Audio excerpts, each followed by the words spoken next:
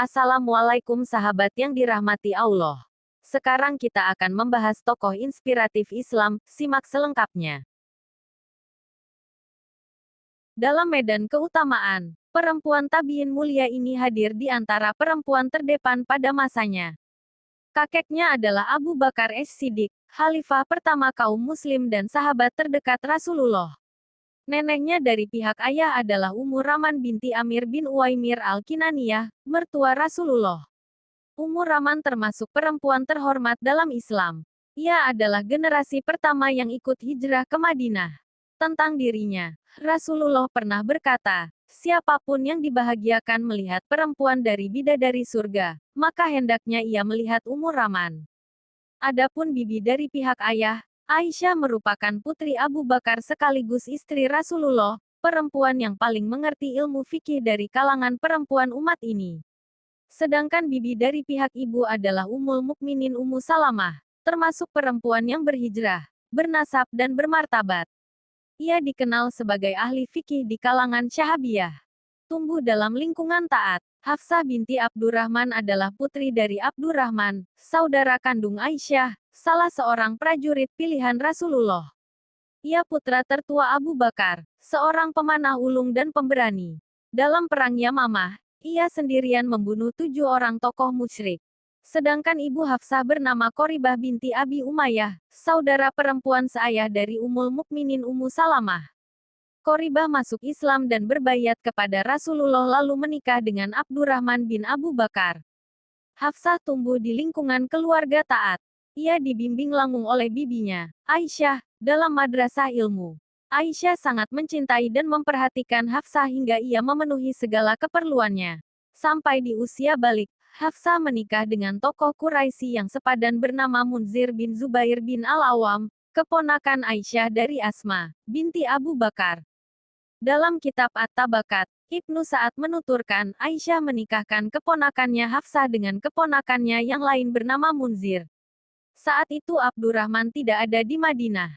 Dari pernikahan ini, Hafsah memiliki 2 putra bernama Abdurrahman dan Ibrahim, serta 1 orang putri bernama Qorinah.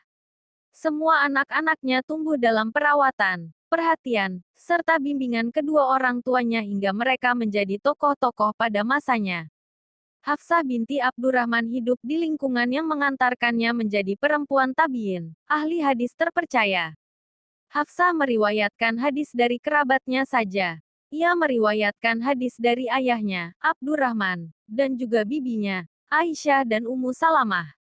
2 ibunda kaum muslim yang paling banyak meriwayatkan hadis dari Rasulullah.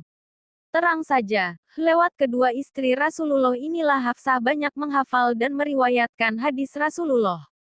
Hadis-hadis Hafsah binti Abdurrahman tercantum dalam kitab hadis Sahih Imam Muslim, Abu Daud, At-Tirmidzi, dan Ibnu Majah.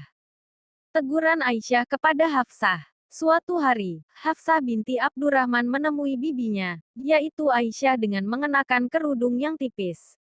Aisyah kemudian menyobek kerudungnya dan memarahinya kemudian memakaikan untuknya kerudung yang lebih tebal.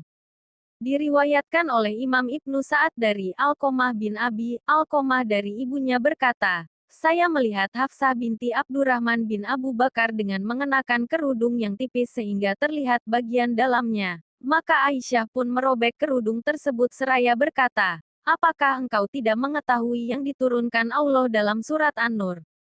Kemudian Aisyah meminta kerudung yang lebih tebal, lalu memakaikannya untuk Hafsah.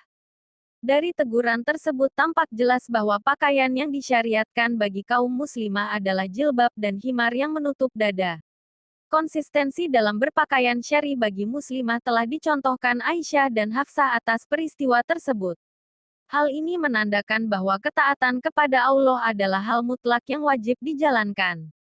Tidak ada tawar-menawar terhadap perintah Allah, sebagaimana teguran keras Aisyah kepada Hafsah yang memakai kerudung tipis hingga terlihat bagian dalamnya.